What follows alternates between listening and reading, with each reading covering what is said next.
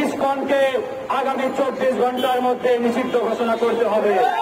হিন্দু ভাইরা বলছে চট্টগ্রাম কোর্ট প্রাঙ্গনে আসেন, মানে আহ্বান করেছে কিসের নামে? হিন্দু ভাইয়ের নামে।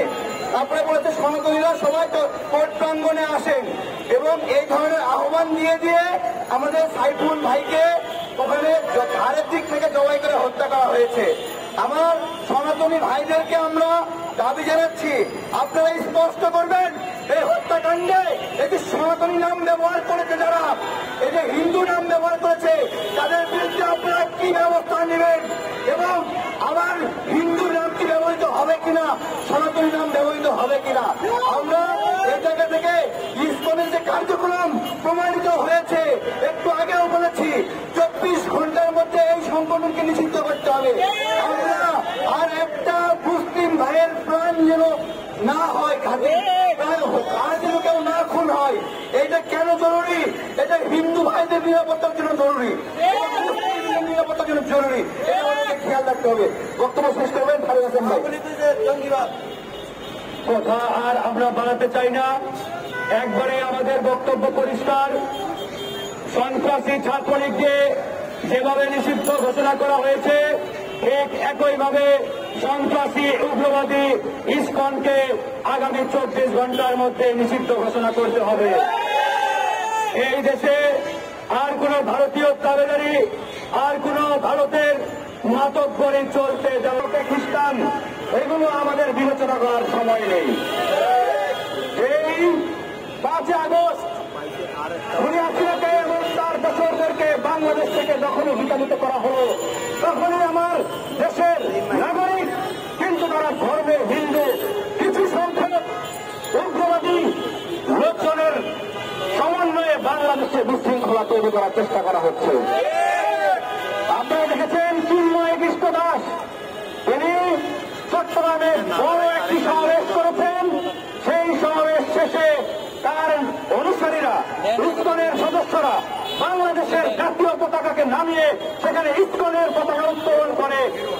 এরকম একটি দুঃসাহসিক দেশদ্রোহী কাজ যারা করেছে, তাদের ঠিকানা জেলখানায় হবে না তো কি আমরা তাদেরকে পূজা করব?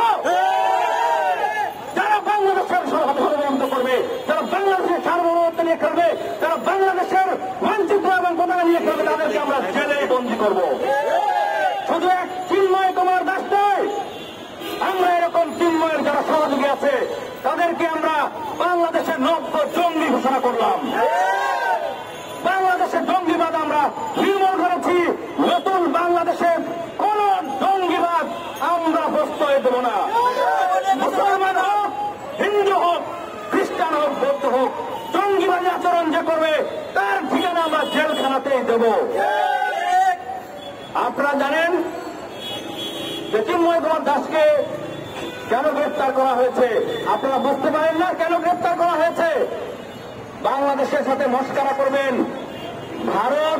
ভারতের কন্ট্রোল যখন বাংলাদেশ থেকে চলে গেল, তখনই আপনারা জেগে উঠলেন বাংলাদেশের বিরুদ্ধে ষড়যন্ত্র করার জন্য। বাংলাদেশের ছাত্র জনতার যে সরকার এসেছে, সেই সরকারের বিপদে ফেলার জন্য ভারতের আগ্রাসন, ভারতের আধিপত্যবাদ, রয়ের অ্যাক্টিভিস্টকে আবারও সেই অ্যাক্টিভেট করার জন্য এই ধরনের ষড়যন্ত্রগুলো করা হচ্ছে, যাদেরকে নাম দেওয়া হয়েছে হিন্দু, অথচ তারা তাদের কার্যক্রম জঙ্গিবাদী স্টাইলের কার্যক্রম। আমরা বাংলাদেশ সকল ধরনের জঙ্গিবাদী আচরণ থেকে সকল নাগরিককে বের হয়ে আসার জন্য আহ্বান জানাবো। একই সাথে ইসকনকে বাংলাদেশে অতি দ্রুত, আমাদের দলের সদস্য সচিব বলেছেন 24 ঘন্টার মধ্যে ইসকনকে বাংলাদেশ থেকে নিষিদ্ধ ঘোষণা করতে হবে। যদি এটি না করা হয়, আমরা আমাদের পরবর্তী কর্মসূচি ঘোষণা করব।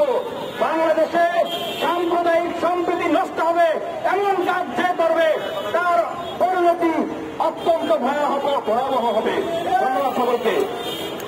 আমরা ফেসবুকে খেয়াল করেছি একটা বিষয়,